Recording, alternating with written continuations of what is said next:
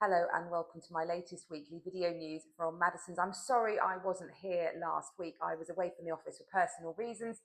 So a double whammy week and lots going on. Rightmove have come out with their latest house price index, and it kind of reveals what we are certainly feeling here at Madison's at the moment. The market is definitely quiet for an autumn market in terms of new properties going to market. So if you look at this September compared to September last year, 2024, new sellers going to market is down about 5%.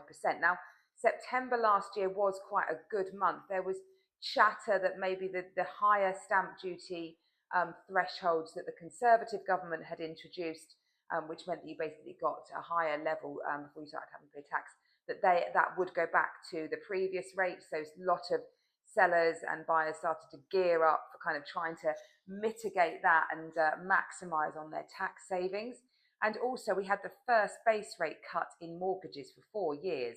So that was a real stimulus to the market. Suddenly felt a bit more confident. So September last year was a good year. This year feeling much quieter. Buyer demand still quite good though. I think just a sense that buyers are sitting on their hands waiting to see what this autumn budget brings. And interestingly as well, the number of sales agreed is actually up on last year. So 5% up, all the fives today. So the number of sales agreed up, and I would agree with that as well. We have had 2 really busy weeks here at Madison's. Offers are always hugely time consuming. There's a lot of chat, that rightly so, that goes with them, where you sense where you can get the buyer to, sense where your seller might want to deal, and then all the verification of that offer and checking it's the right deal to put together at the beginning. So we've agreed, I think, 9 sales over the last 2 weeks. So that's pretty good for us at this time in the autumn market. So I'm not overly concerned. I think the demand, as always, will surge forward. And I think we'll have a really good 2026, despite what Rachel from Accounts, as she's commonly being called now, might announce at the end of November. So all in all, still feeling good. We're still busy. We've got so much stock that we took on from the busy 2025, because stock levels overall in 2025 is up massively on 2024. So we just had a huge peak, and now we're just slightly riding it down a bit, which is quite nice in this autumn market. Well, it's a big day this week as well for the Renters' Rights Bill. It's been back and forth. It's been through that ping pong phase where it's gone between the House of Lords and the House of Commons.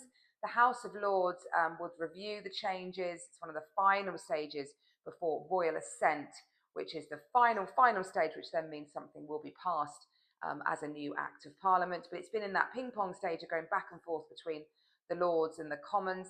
Disappointingly, I think the Lords came up with some really great suggestions of implementation to protect the private rental sector and to encourage landlords not to mass exodus the market. But all of those were turned down. A bit depressing. So the House of Commons had no time for any of those. So tomorrow it will get its final stage in the House of Lords, where probably it will be passed, and then we will move on to royal assent. So that is coming. The biggest changes of that, it's so diverse what it's going to cover, but basically the big ones: abolition of a Section 21 notice, which is a landlord's right to get their property back through what's called a no-fault eviction. There'll be no more fixed tenancies. It will all be periodic. So no sort of fixed contracts of how long you have to stay there. And changes to possession rights for landlords. They want to get their hands back on their property. Big changes about that. Lots of other things as well to do with asking price of rents, pets, all sorts. But yeah, looking like that will happen. So 22nd of October, they are meeting, which is, I record this today, is tomorrow. So a Wednesday, they'll be meeting. We'll see what flows from there. Of course, a lot of talk at the moment as well. You will see here in the latest edition of the business, Tailor-Made Dreams on the front this month, a fabulous local charity set up by a wonderful owner-founder, Susie, who sadly lost her own son, Taylor. So she looks to create wonderful experiences for children with life-limiting diseases and illnesses. So if you want to find out more about that, then have a look inside. I am buried deep on page 84, talking all about the changes that are being proposed to the conveyancing process. So I like to think not a bad summary of what the government are looking at in that and what they might be changing. So do get the latest copy of the business. And just a final little interesting story that caught my eye. Of course, one thing that Rachel Reeves is muting to look at is capital gains tax. There's a lot of people sitting on huge wealth in their properties, very pregnant with gains.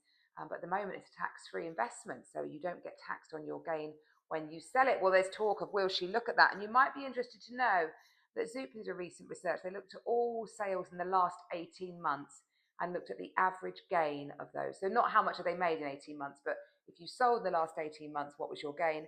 And houses did phenomenally well. £72,000 average gain for houses. Detached, the biggest, 122,500. But flats languishing. If you sold a flat in the last 18 months, your average gain was just a meagre 27,000. That will be largely caused by the pandemic. The pandemic really reevaluated the sense of home and people wanted more outside space. So flats didn't do so quite so well then. Yeah, I think many people would like a garden and things like that. So yeah, so houses doing a lot better than flats. Anyway, that's all from me this week. I hope you have a great week. It's half term.